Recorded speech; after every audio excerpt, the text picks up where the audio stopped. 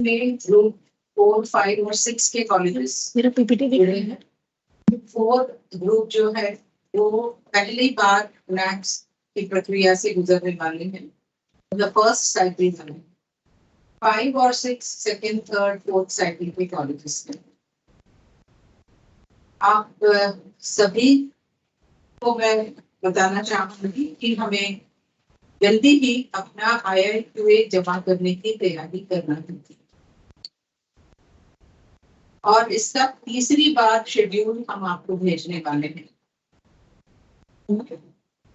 तो सबसे पहले जो बात मुझे कहना है कि जो कॉलेजेस ग्रुप 5 और 6 के जिन कॉलेजेस का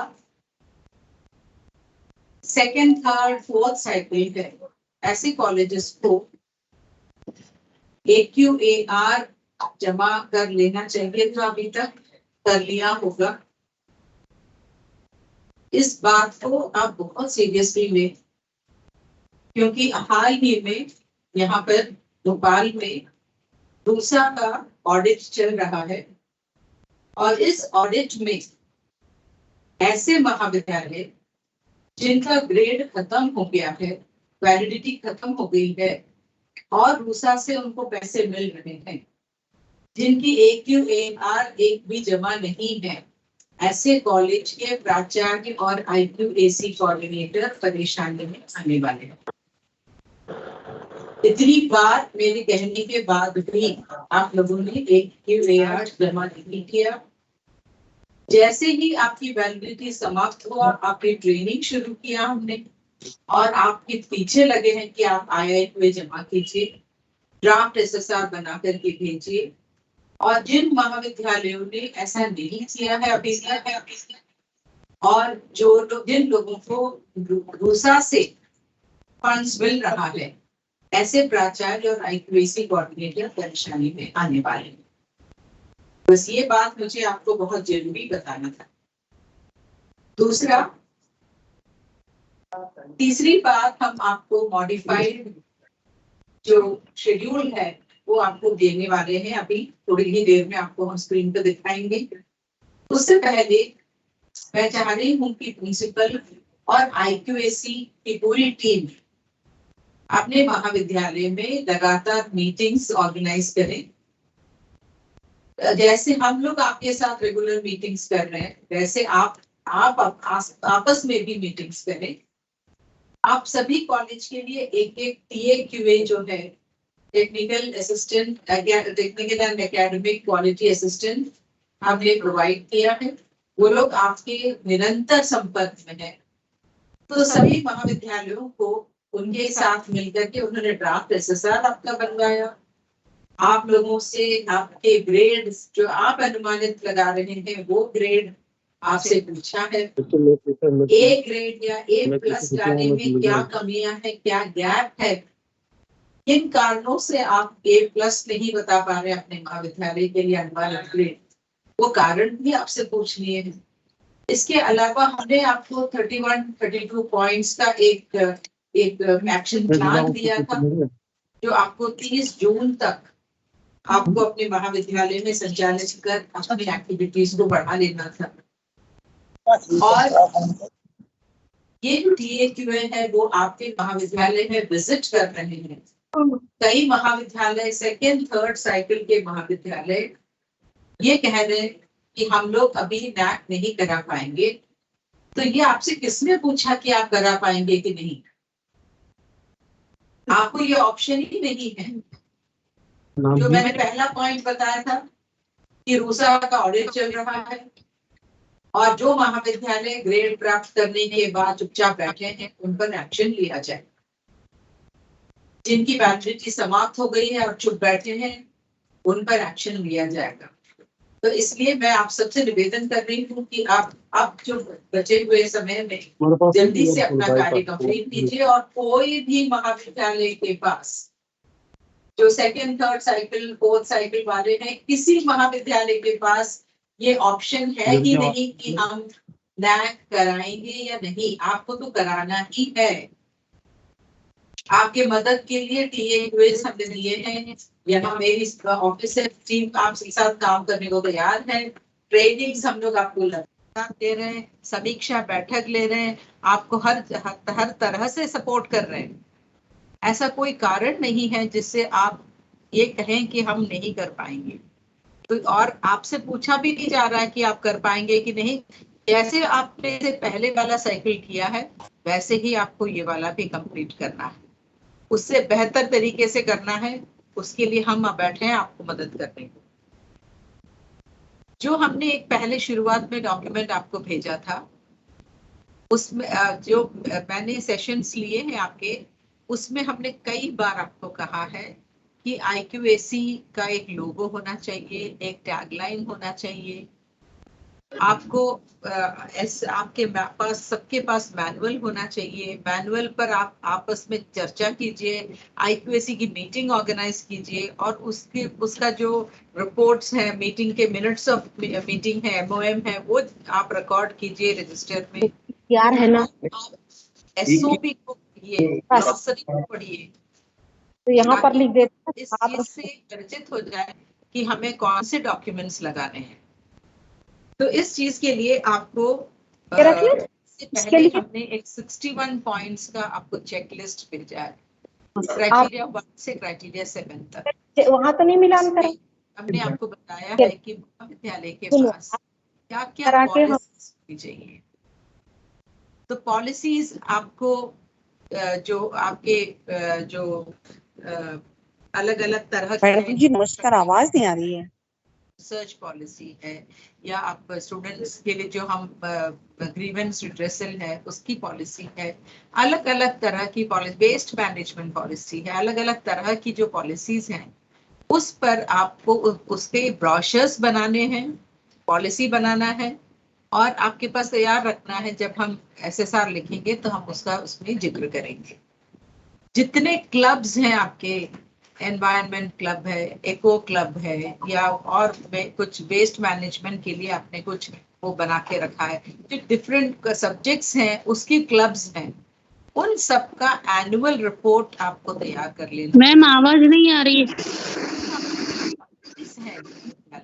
बहुत सारे कमिटीज बनाते हैं हम लोग, और उन सब एडमिशन कमेटी से लेकर के फाइनेंस कमेटी है, लाइब्रेरी कमेटी है, एंटी रैगिंग कमेटी है, ग्रीवेंस रिड्रेसल का कमेटी है, बहुत सारे कमिटीज जो बनाते हैं, कल्चरल कमेटी है, ये सब का रिपोर्ट आपको हर कमेटी का रिपोर्ट तैयार करके रखना है। इसके अलावा नेक्स्ट स्लाइड, इसके अलावा आपको विजन, मिशन और वैल्यू फ्रेमवर्क तैयार करना है अपने महाविद्यालय का। विजन एक स्टेटमेंट होता है जो ब्रॉड स्टेटमेंट होता है, और उस कार्य को जो हमने विजन बनाया है उसको पूरा करने के लिए हम एक मिशन तैयार करते हैं, जो कि 5-6 पॉइंट का या 3-4 पॉइंट का हो सकता है। तो विजन, मिशन आप अपने स्टूडेंट्स के साथ, प्रोफेसर्स के साथ, एलुमनाई के साथ मिलकर के तैयार कीजिए। आप ये सोचिए कि आपका महाविद्यालय किस तरह से स्पेशल है और क्या हम बच्चों के लिए करना चाह रहे हैं, किस तरह का एजुकेशन वहां देना चाह रहे हैं, वो हमारा विजन होगा। और उसके बाद मिशन और एक वैल्यू फ्रेमवर्क, हमारा जो मूल्य, महाविद्यालय का जो मूल्य का एक ढांचा होगा, वो अपने को तैयार करना।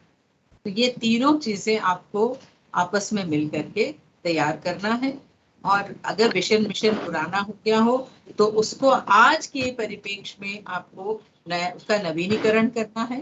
तो और सब लोगों के से बात करके, सबके साथ विचार विमर्श करके ही हम उसको एक नया रूप दे सकते हैं। तो आपकी जो प्रोग्राम आउटकम है, कोर्स आउटकम है, उन सबको रखते हुए वहां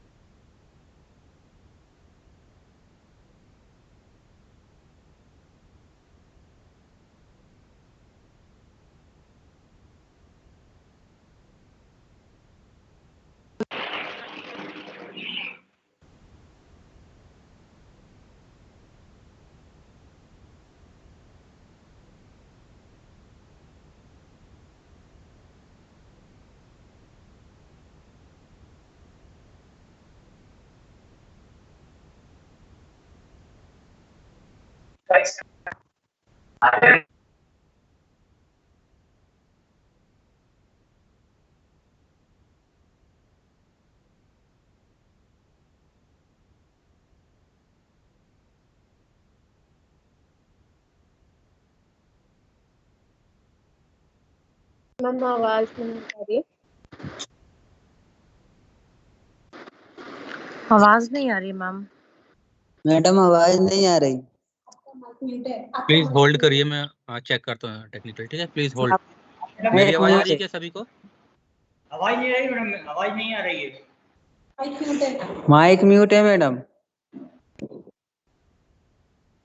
आवाज नहीं आ रही मैम। अब देखिए, या अब आ रही है आवाज? बहुत आ रही है एकदम, जैसे सामने बोल रहे हैं। कब से नहीं आ रही थी। तो विजन, मिशन और वैल्यू फ्रेमवर्क के बारे में मैं बोल रही थी आप सबको।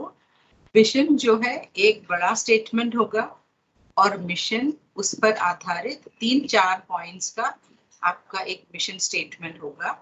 वैल्यू फ्रेमवर्क अपने महाविद्यालय के मूल्यों का एक ढांचा, क्या किस आधार पर हम काम कर रहे हैं, वो हमारे एक वैल्यू फ्रेमवर्क अपने पास तैयार होना चाहिए।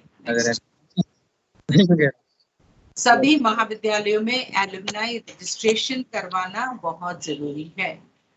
जब भी यहाँ पर मंत्रालय में मीटिंग होती है, समीक्षा बैठक, तो मेरे से पूछा जाता है कितने महाविद्यालयों का एलुमनाई रजिस्ट्रेशन हुआ है। तो इसमें सभी से मैं निवेदन कर रही हूँ कि ये इस बात को अनिवार्य माने और सभी महाविद्यालयों में एलुमनाई रजिस्ट्रेशन करना बहुत जरूरी है। स्टूडेंट ट्रैकिंग करवाइए। आपके यहाँ से जो बच्चे पास आउट हो रहे हैं वो कहाँ जा रहे हैं, इस बात का ट्रैकिंग करना हमारे लिए बहुत जरूरी है कि वो बच्चे हायर एजुकेशन में जा रहे हैं या कुछ अपना स्वरोजगार शुरू कर रहे हैं, कोचिंग क्लासेस कर रहे हैं, कुछ यूपीएससी की तैयारी कर रहे हैं, किस चीज की तैयारी कर रहे हैं, ये हमको अपने यहाँ के बच्चों का ट्रैकिंग करना है। और उसके लिए आप लोग अभी जब रिजल्ट आएगा इस बैच का, तो हम बड़े आसानी से कर सकते हैं। जो अभी रिजल्ट आएगा उन बच्चों से आप कुछ महीनों बाद पूछ सकते हैं, या जो आपके पिछले साल बच्चे निकल गए हैं उनको आप फोन करके पता लगाइए कि वो बच्चे कहाँ हैं, क्या किस हायर एजुकेशन में गए, कुछ आगे पढ़ रहे हैं, कुछ नौकरी कर रहे हैं या कुछ एग्जाम की तैयारी कर रहे हैं, किस चीज की तैयारी कर रहे हैं, कहाँ है, ये आपको ट्रैकिंग करना है। पिछले 5 साल का हमारे पास डेटा बार बार हम आपसे मांग रहे हैं। इसमें आपके जो जहाँ जहाँ मैट्रिक्स में पूछा जाएगा वहाँ पर आपको डेटा देना है। तो इसकी तैयारी हम कंप्यूटर में ही कर लें ताकि आगे भी कभी किसी भी प्रोजेक्ट के ट्रांसफर होने से रहने से कोई परेशानी नहीं होगी। एलुमनाई मीट ऑर्गेनाइज करना बहुत जरूरी है। आप लोग निश्चित कर लीजिए, तय कर लीजिए एक डेट और एलुमनाई मीट ऑर्गेनाइज कीजिए। जो प्रोमिनेंट एलुमनाई हैं उनको जरूर जोड़िए। जो लोग नहीं आ पा रहे हैं उनको ऑनलाइन जोड़ के भी आप उनसे बात कर सकते हैं। जब वो जुड़ेंगे एलुमनाई मीट के लिए तो महाविद्यालय की एक कार्य योजना बना करके उनके सामने प्रस्तुत करें और उनसे पूछें कि वो किस तरह का योगदान महाविद्यालय को देना पसंद करेंगे। हमेशा पैसों से ही नहीं योगदान होता। कोई हमारे यहाँ कोई लेक्चर करके योगदान दे सकता है, कोई किताबें दे सकता है, कोई बच्चों के लिए कोचिंग ऑर्गेनाइज कर सकता है, या उनकी कोचिंग या कोई क्लास चल रहा हो तो वहाँ 1-2 बच्चों को फ्री पढ़ा सकते हैं। अलग अलग तरह की कॉन्ट्रीब्यूशंस एलुमनाई द्वारा दिया जा सकता है। तो ये जब तक हम उनको अवगत नहीं कराएंगे तब तक वो लोग अपने को मदद नहीं कर पाएंगे, तो इसलिए वो भी करिए। जो टीचर डायरी है, इस बात को सभी कॉलेज बहुत ध्यान से सुने मेरी बात को। जो हमारी टीचर डायरी है, तो सबसे पहले मैं बात करूंगी कि जो एकेडमिक कैलेंडर आता है अपने को हायर एजुकेशन से, उस कैलेंडर को हम अपने कॉलेज की स्थिति के हिसाब से कस्टमाइज करेंगे। अपनी तरह से उसको उसमें चेंज करके हम और क्या चीजें उसमें जोड़ सकते हैं वो जोड़ेंगे। तो वो आपको करना है पहला काम, एकेडमिक कैलेंडर को अपने महाविद्यालय के हिसाब से उसको कस्टमाइज करना है। दूसरा, आपको टीचर डायरी सभी लोग बनाते हैं, तो टीचर डायरी में दो कॉलम और बढ़ाना है। पहला, आईसीटी के माध्यम से हम कैसे पढ़ाते हैं, आईसीटी के टूल्स कौन कौन सा यूज कर रहे हैं। किसी दिन हम पावरपॉइंट प्रेजेंटेशन से पढ़ाते हैं, किसी दिन हम ई कंटेंट से पढ़ाते हैं, किसी दिन हम कोई इंटरनेट पे वीडियो बच्चों को दिखाते हैं, किसी दिन हम कोई क्विज कार्यक्रम करवाते हैं बच्चों से, मेंटीमीटर वगैरह से हम क्विज कराते हैं, या कुछ ऐसे हम कौन सी आईसीटी टूल यूज कर रहे हैं उस दिन, उस बारे में थोड़ा सा मेंशन करिए। दूसरा, एक और कॉलम बनाना है जिसमें आप बीटी लिखा है, ये ब्लूम्स टैक्सोनॉमी, मतलब ब्लूम्स टैक्सोनॉमी के 6 लेवल्स हैं। Understanding, remembering, understanding, analysing, applying, creating, evaluating and creating. 6 ऐसे स्टेप्स हैं ब्लूम्स टैक्सोनॉमी के। तो उसको नॉलेज लेवल 1, 2, 3, 4, 5, 6 कहते हैं। KL1, KL2, KL3, KL4, KL5, KL6। अब हमको ये देखना है कि ये जो ब्लूम्स टैक्सोनॉमी का, जैसे मैं क्लास में स्ट्रक्चर ऑफ एटम पढ़ा रहा हूँ, पढ़ाने का मैंने उस दिन सोचा है, तो वो स्ट्रक्चर ऑफ एटम पढ़ाने पर मैं बच्चों के कौन कौन से लेवल को टच करने वाली हूँ। KL1 मतलब हम बच्चों को रिमेम्बरिंग, कुछ याद कराने वाले हैं, कुछ समझाने वाले हैं, कुछ एनालाइज करवाने वाले हैं, कुछ अप्लाई कराने वाले, कुछ इवैल्यूएट कराने वाले, या कुछ नई चीज उसमें से क्रिएट करने वाले हैं। तो ऐसा हम कौन सी चीज उस दिन क्लास में पढ़ाने हमारे उस दिन के कक्षा में हम कौन से लेवल को टच करने वाले हैं, वो हम पहले से तय करके जाएंगे, तो हम क्लास में बेहतरीन तरीके से पढ़ा पाएंगे और क्रिएटिव तरीके से पढ़ा पाएंगे। तो हमारा जो टीचर डायरी है उसमें 2 कॉलम्स और बढ़ाना है कि हमने क्या सोचा पढ़ाने का। उसके साथ हम एक कॉलम बनाएंगे उस दिन वो टॉपिक पढ़ाने के लिए मैं कौन सा आईसीटी टूल यूज करने वाली हूँ, और ब्लूम्स टैक्सोनॉमी के कौन कौन से लेवल्स, KL1, KL3, KL6, कौन से मैं टच करने वाली हूँ उस दिन, उसका आपको वहां पर जिक्र करना है। जैसे हम कोई न्यूमेरिकल दे रहे हैं तो हम उस दिन बच्चे को KL5 तक पहुंचा रहे हैं, क्योंकि बच्चे को जब तक कोई चीज याद नहीं होगा, जब तक वो समझेगा नहीं, जब तक वो एनालाइज नहीं करेगा, जब तक वो अप्लाई नहीं करेगा, वो इवैल्यूएट कैसे करेगा। तो इवैल्यूएशन प्रोसेस तक ले जाने के लिए मुझे KL1 से KL5 तक पहुंचाना पड़ेगा। या हमने कहा कि हम इसमें नया कुछ कराने वाले, क्रिएट, कुछ नई चीज बच्चों से बोल करके बनवाने वाले हैं, तो वो हम KL6 तक पहुंच गए। तो ये सबको करना है। अगला पॉइंट है कि program outcome, program specific outcome, course outcome और आउटकम बेस्ड जो एजुकेशन के बारे में हम लोग बात कर रहे हैं। तो इन सब का हमारे पास हर सब्जेक्ट में प्रोग्राम आउटकम, कोर्स आउटकम बना हुआ होना चाहिए। अगर नहीं बना है तो जल्दी बनाइए, बना हुआ कई जगह है, वहां से ले भी सकते हैं हम। तो हमको इसकी तैयारी कर लेना चाहिए, और जितने पीजी डिपार्टमेंट्स हैं उन सब के सामने ये हम फ्रेम करके लगा दें, ताकि बच्चे उससे अवगत होते रहे कि प्रोग्राम आउटकम क्या है। मैं बीए पढ़ रहा हूँ या बीएससी पढ़ रही हूँ या एमए इकोनॉमिक्स कर रही हूँ, एमएससी केमिस्ट्री कर रही हूँ, तो मेरा प्रोग्राम आउटकम क्या है, इसका नतीजा क्या, मैं किस लायक बनने वाली हूँ इसको पढ़ के, आउटकम क्या होने वाला है, और कोर्स आउटकम, उस सब्जेक्ट का आउटकम क्या है। तो वो आपको बना करके अपने विभागों के बाहर डिस्प्ले करना है, वेबसाइट पर डिस्प्ले करना है, बच्चों को उससे अवगत कराना है। ये सब चीजें आप लोग बिल्कुल अच्छे से ध्यान दीजिए। नेक्स्ट, जो आईसीटी बात नहीं करिए बीच में, अपना म्यूट कर लीजिए। जो लोग माइक ऑन करके बैठे हैं प्लीज माइक म्यूट कर लीजिए। जो आईसीटी हम यूज कर रहे हैं उसका रिकॉर्ड रखना बहुत जरूरी है। जैसे मैंने अभी आपसे इससे पहले बोल चुकी हूँ, जो डिपार्टमेंटल क्लब्स हैं उसकी क्या क्या गतिविधियां हैं, कुछ अनोखे नाम दीजिए उनको, कुछ अलग अलग नाम दीजिए, फिजिक्स का है तो फिजिक्स के साइन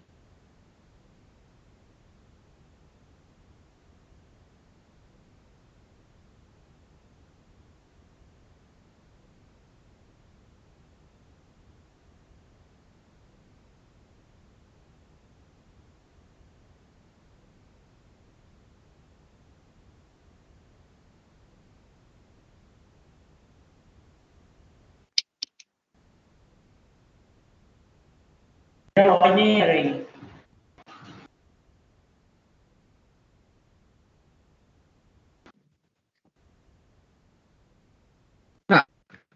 मैं कंप्यूटर से बोल रही थी, यूज कर रही थी, उसका कनेक्टिविटी चला गया है। चलिए मैं कंटिन्यू कर रही हूँ।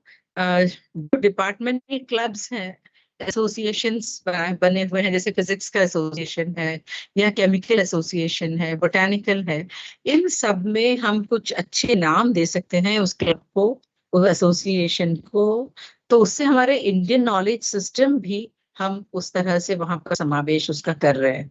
तो इससे वो भी एक हमारे लिए फायदा होगा कि इंडियन नॉलेज सिस्टम का जो हमारे जो इंडियन साइंटिस्ट है या इंडियन जो बड़े लोग हैं नॉलेज सिस्टम में, हमारे जो बड़े, चाहे वो इकोनॉमिस्ट हो, चाहे वो सोशियोलॉजी वाले हों, पॉलिटिकल साइंस के हों, या हिंदी के हों, केमिस्ट्री के हों, फिजिक्स के हों, उनके नाम से हम अगर एसोसिएशंस बनाएंगे तो वो बहुत हमारे लिए एक अच्छा कार्य हो सकता है।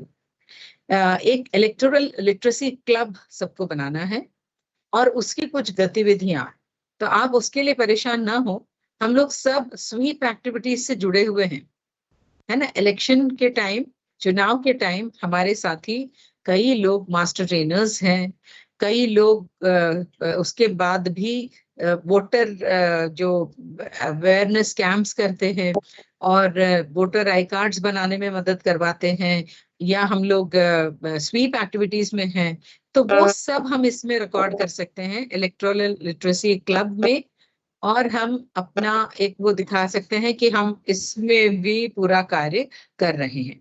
Next next. नहीं आ रही है आवाज? आ रही है सबको? Yes ma'am. आ रही madam. Okay okay, thank you thank you thank you. NEP preparedness पर हमने आपको बहुत सारा मैटर दिया है एनरिचिंग थर्सडेज में, और आप लोग कहेंगे तो एक बार फिर एनरिचिंग थर्सडे में हम इसको कंटिन्यू करेंगे। तो आपको उस एनईपी प्रिपेयर्डनेस का भी ध्यान रखना है, और जो जो चीजें हमने आपको उसमें बताई है उसका समावेश हमारे रिपोर्ट में हमें करना होगा। 31 पॉइंट्स का कंप्लायंस वो मैं आपको ऑलरेडी बोल चुकी हूँ। सो नेक्स्ट, जो हमने इंस्टीट्यूशंस के साथ एमओयू किया है, एमओयू जो किया है वो भी आपको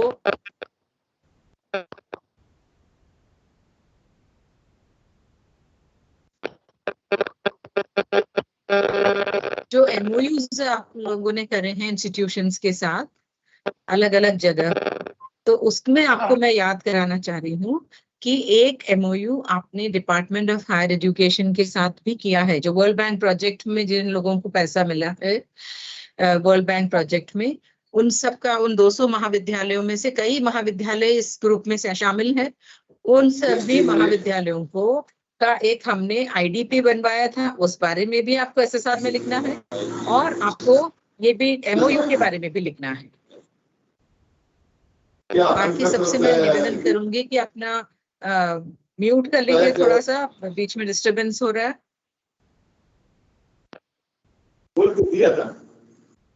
जो आपको वर्ल्ड बैंक से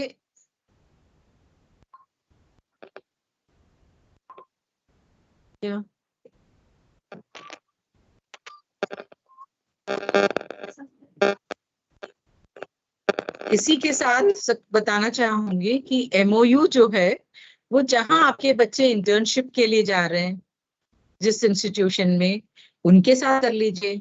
जो और दूसरे अच्छे कॉलेजेस हैं अपने स्टेट के जो अच्छे ग्रेड ला रहे हैं, उनके साथ आप एमओयू कर सकते हैं। और आप लोग इस जो आप इंटर्नशिप और प्रोजेक्ट की बात करी, तो एक और बात मैं आपको बताना चाहूंगी कि जो फीडबैक लेते हैं बच्चे, जो आप जहाँ प्रोजेक्ट और इंटर्नशिप के लिए जाते हैं, उनसे भी फीडबैक ले लीजिए, क्योंकि हमको इन सब से फीडबैक भी तैयार करवाना है। उस बारे में हम बाद में बात करेंगे। जो आपको पैसे वर्ल्ड बैंक और से मिलता है, उसका हमको पूरा लेखा जोखा तैयार रखना है। कहीं नए बिल्डिंग्स बने हैं, कहीं रेनोवेशन हुआ है, वो सब हमको इंफ्रास्ट्रक्चर डेवलपमेंट में दिखाना है। तो अगर आपको डायरेक्ट आपके हाथ में पैसा नहीं आया है, वो मुझे मालूम है नहीं आया है, तो हम क्या करेंगे उसके लिए? जो प्रशासकीय स्वीकृति हमको मिला है उसकी कॉपी आप लगाएंगे उसमें, और आप उस जो आपको 5 करोड़ 8 करोड़ 10 करोड़ जितना भी मिला होगा वर्ल्ड बैंक से, उसका जरूर जिक्र करना है। और आपकी जो सीए रिपोर्ट बनाएंगे, सीए ऑडिट रिपोर्ट बनाएंगे, तो उस रिपोर्ट में भी डलवाइए अलग से कि यहाँ से वर्ल्ड बैंक से या रूसा से आपको इतने करोड़ का पैसा अधोसंरचना की इसके लिए, डेवलपमेंट के लिए, विकास के लिए दिया है, वो आप लिखिए। जो आपके यहाँ रिसर्च का कार्य चल रहा है, वो हमारा बहुत वीक पॉइंट है। सभी कॉलेजेस को कम नंबर उसी में मिल रहे हैं। तो मैं सभी से निवेदन करूंगी कि रिसर्च एक्टिविटीज को बढ़ाने के लिए तरीके ढूंढिए। जो अभी थोड़ी देर पहले मैंने एमएससी के बच्चों का, एमए के बच्चों का क्लब बनाने बोला, एसोसिएशन बनाने बोला, उन बच्चों के लिए हर हफ्ते सेमिनार्स करवाइए, सैटरडे को सेमिनार दिखाइए और उसको रिसर्च डेवलपमेंट के लिए दिखाइए। रिसर्च कल्चर बढ़ाने के कार्य के लिए हमने यूज किया है। तो छोटे छोटे सेमिनार्स हैं या जो वर्कशॉप्स हैं, उन सबको हम दिखा करके रिसर्च कल्चर डेवलपमेंट के लिए दिखा सकते हैं। या सीसीई में हमने लिटरेचर सर्वे या छोटा सा पेपर लिखने को, बिब्लियोग्राफी के बारे में, रिसर्च मेथडोलॉजी के बारे में ऐसा कुछ बताया हो, तो वो भी सब हमको, उसका भी सबका समावेश हमारे रिपोर्ट में क्राइटेरिया 3 में करना है। इसके अलावा इनोवेटिव एक्टिविटीज आपको इनिशिएटिव्स लाना है। कुछ आइडिया हाउस, इंक्यूबेशन सेंटर नहीं कहेंगे उसको। कुछ लोगों का माइक ऑन है, प्लीज माइक ऑफ कर लीजिए, म्यूट कर लीजिए। तो आइडिया हाउस के नाम से हम लोग इसको शुरू कर सकते हैं। इंक्यूबेशन सेंटर नहीं कहलाएगा, वो आइडिया हाउस, जहां बच्चे अपने आइडिया ला करके कुछ हम नया करने के लिए स्टार्टअप और इंक्यूबेशन सेंटर की तरफ ले जाने के लिए, जहां जो चीज हम तैयारी करवा सकते हैं वो हमारे लिए इनोवेटिव होगा। हैकाथॉन करा सकते हैं हम, ऐसी कुछ चीजें ऑर्गेनाइज करके इनोवेटिव इनिशिएटिव्स जो है वो हम दिखा बच्चों को और बता सकते हैं। सभी जो भी आप रिपोर्ट लिखेंगे एसएसआर में, सबके लिए इंडेक्स बनाना जरूरी है। ये इतनी बार बताने के बाद भी जब एसएसआर सामने आता है तो फिर हम लोगों को बोल करके बनवाना पड़ रहा। तो आप प्लीज ध्यान रखिए, क्राइटेरिया 2 का जो हम लिखना शुरू करेंगे, कोई भी एक्टिविटीज के बारे में बताएंगे तो उसका इंडेक्स बनाना जरूरी है। इंडेक्स, हर फोटो का कैप्शन लगाना जरूरी है।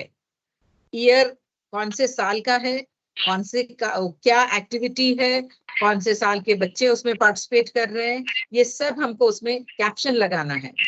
जहां इंफ्रास्ट्रक्चर के फोटोज लगा रहे हैं वहां पर क्लासरूम का फोटो नंबर, क्लासरूम नंबर लगा हुआ फोटो होना चाहिए।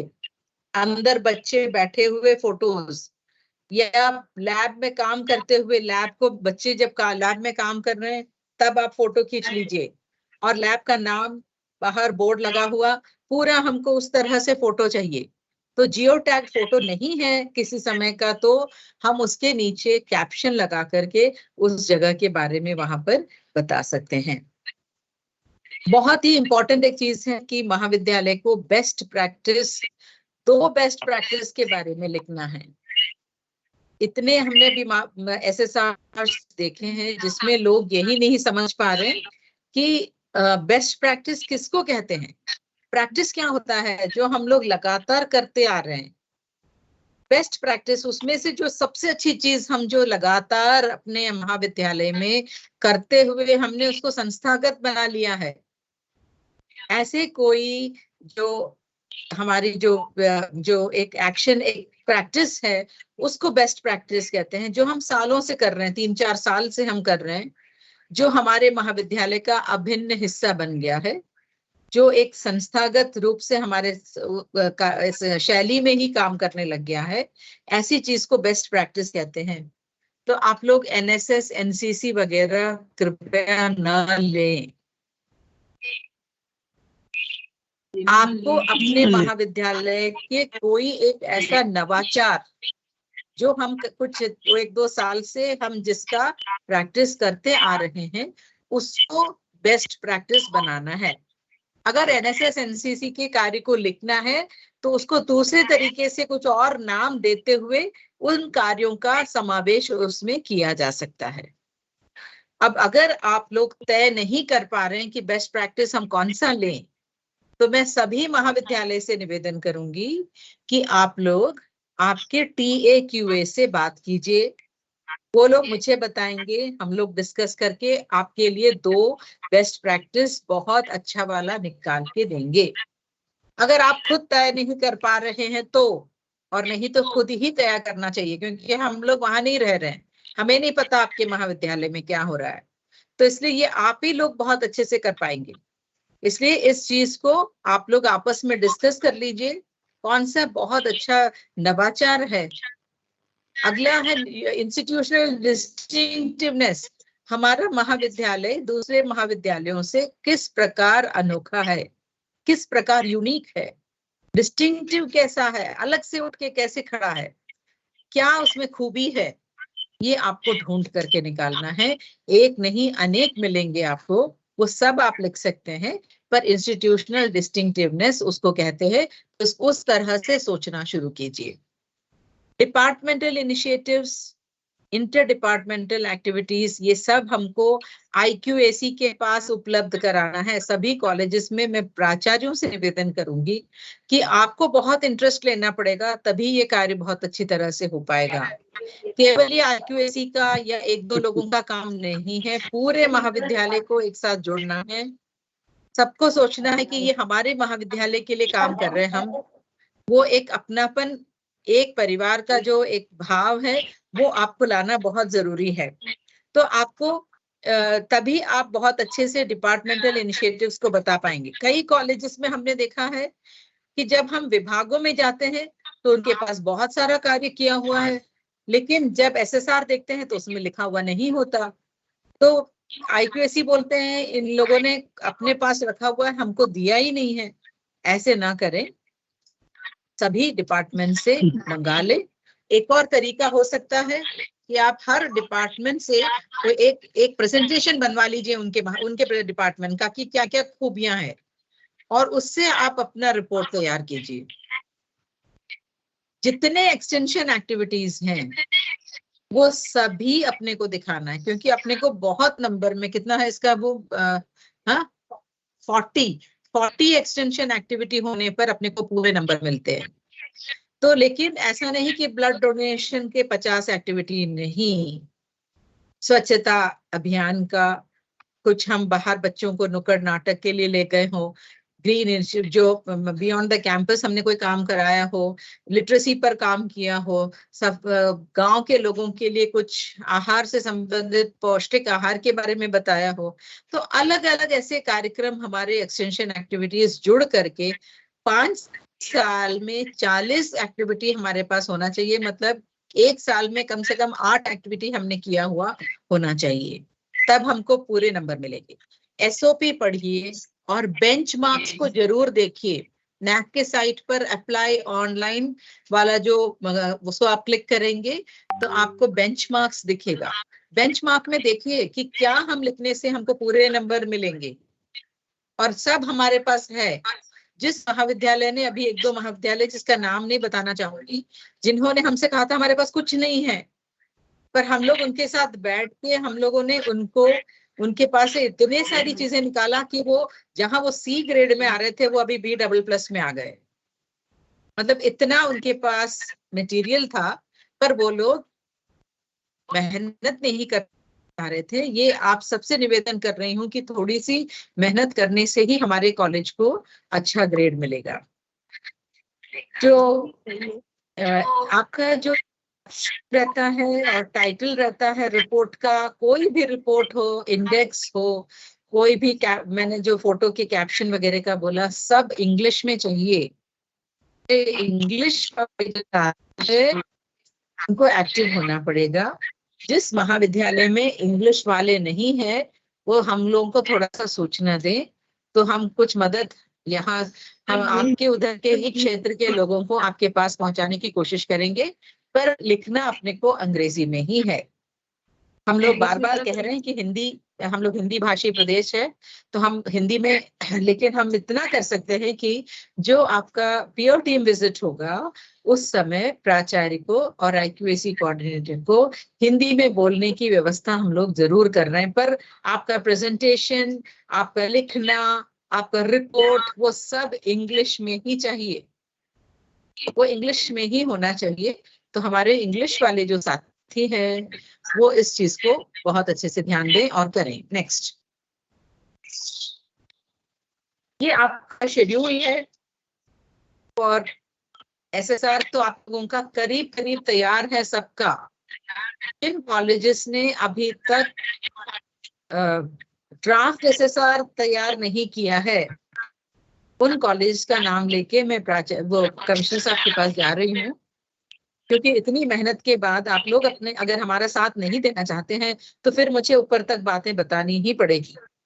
तो आपको ड्राफ्ट SSR आपका तैयार होगा, उसको मास्टर फैसिलिटेटर से आपको चेक कराना होगा और उसके बाद आप हमें भेजेंगे, क्योंकि हम लोगों के पास भी काम की कमी नहीं है।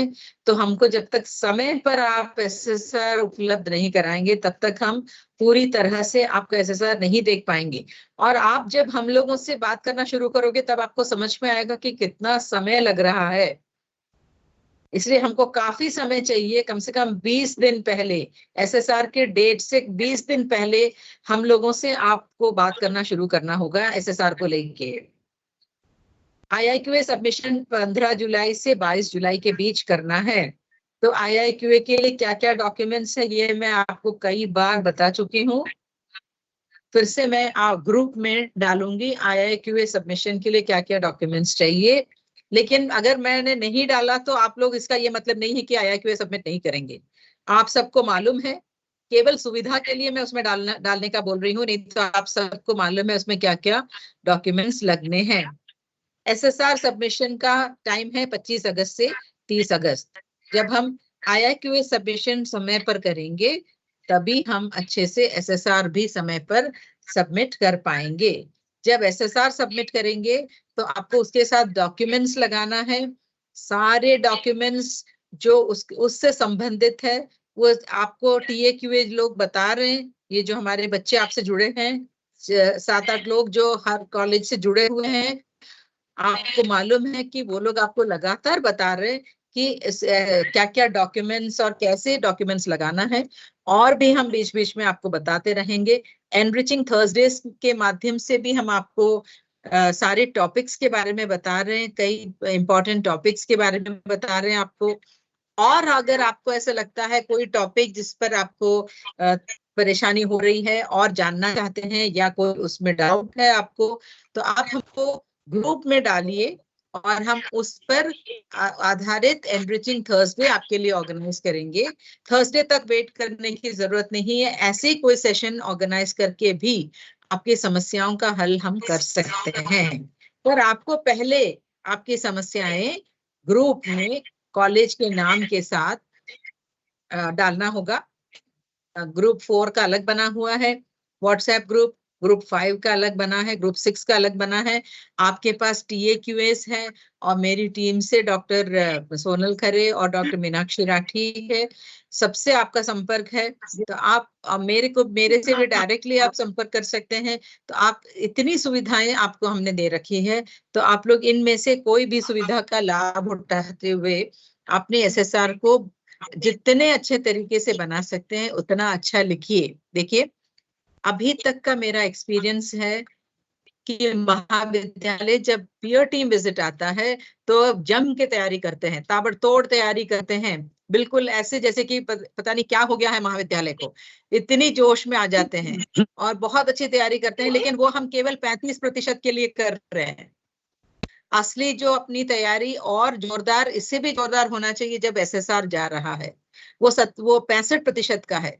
उसमें अगर हमको बहुत अच्छे नंबर मिल जाएंगे तो जो हम 35% के लिए पूरे मार्क्स के लिए पूरी दम लगा देते हैं, उसका वाकई में कुछ अर्थ निकलेगा और वाकई में कुछ कॉलेजेस बहुत अच्छे से कर रहे हैं। आपने अभी देखा शुजालपुर का बहुत अच्छा ग्रेड आया, नूतन का आया और ग्वालियर का आया, सीहोर कॉलेज का आया है। ऐसे ही पन्ना कॉलेज को भी बिल्कुल 0.06 से उनका ए ग्रेड रह गया। ग्वालियर कॉलेज का बहुत सारे कॉलेजेस को ए ग्रेड मिल रहे हैं, B++ मिल रहे हैं, B+ मिल रहे हैं। आप सब कॉलेजेस भी हम लोगों ने अंदाज लगाया है कि सब B+ और A के ही ब्रैकेट में आ रहे हैं। तो आप सबको बहुत अच्छी तरीके से, और अगर आप तैयारी करेंगे सब मिल करके, तो निश्चित ही हम लोग A को पार करके A+ पे भी पहुंच सकते हैं। सब में उसकी काबिलियत है, सब में इतना अच्छा अपने पास मैन पावर है। हम लोग कम होंगे संख्या में, लेकिन एक एक व्यक्ति 10-10 के बराबर है। तो उस से आप लोग सोच के काम कीजिए। अभी एडमिशन का भी टाइम है और परीक्षा भी कई जगह चल रहा है, लेकिन हमको ये सब काम करते हुए ही इस कार्य को भी करना है। ये कोई अलग सा काम नहीं है।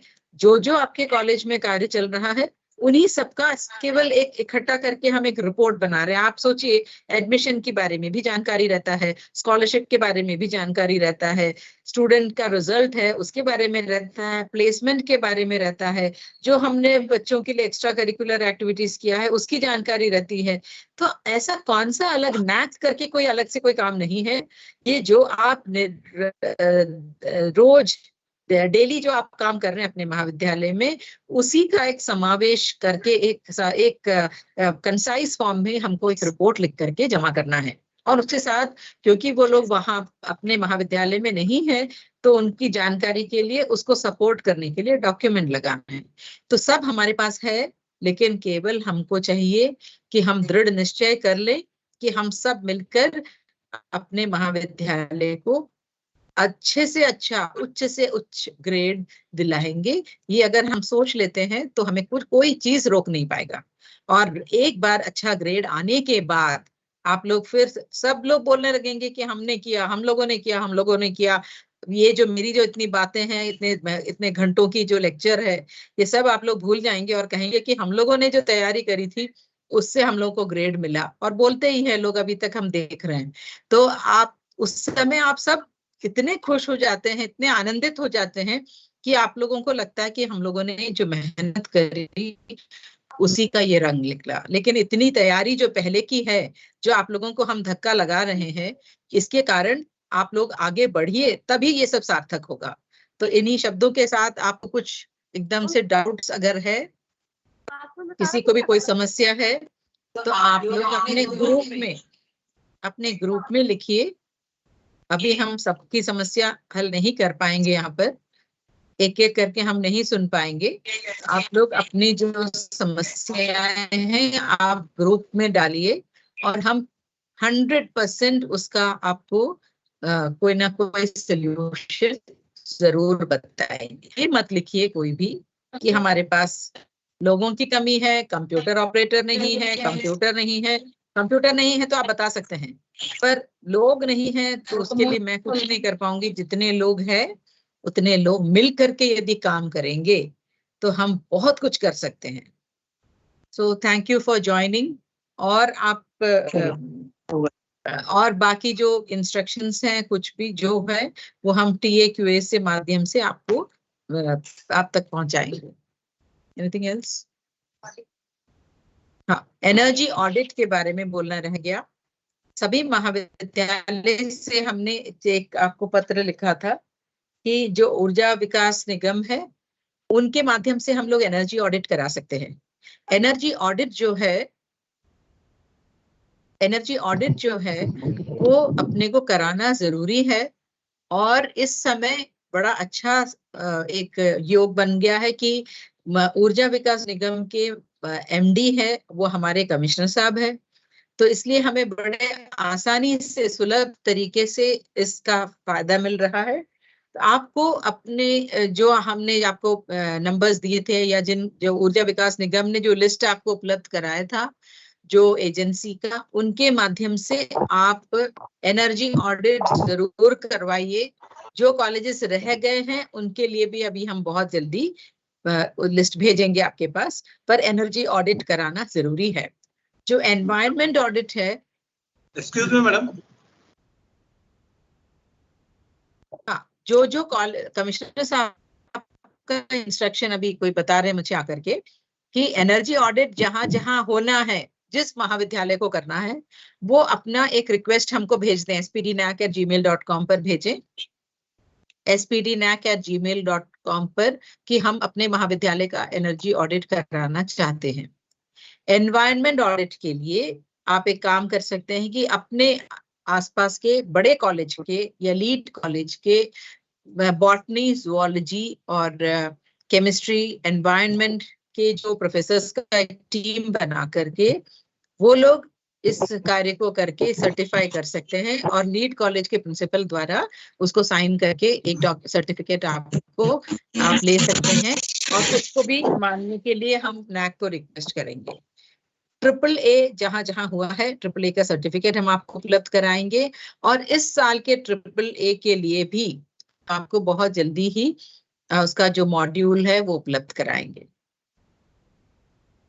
सभी महाविद्यालय को NIRF का फॉर्म भरना है, सभी को, क्योंकि अगर हमने फॉर्म भरा है तो हमको 5 नंबर मिलेंगे, तो हमको उस 5 नंबर को भी गंवाना नहीं है।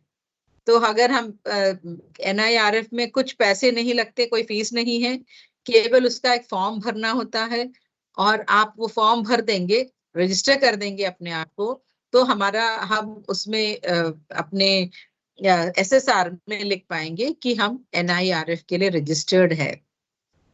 तो इन्हीं सब बातों के साथ thank you very much for joining, और सब मिलकर के कार्य कीजिए। सभी कॉलेज के हर मेंबर अपना कॉलेज को अपनापन के साथ काम कीजिए, यूनिटी के साथ काम कीजिए, तो हम बहुत अच्छे से इस कार्य को संपूर्ण कर पाएंगे। Thank you. Thank you madam.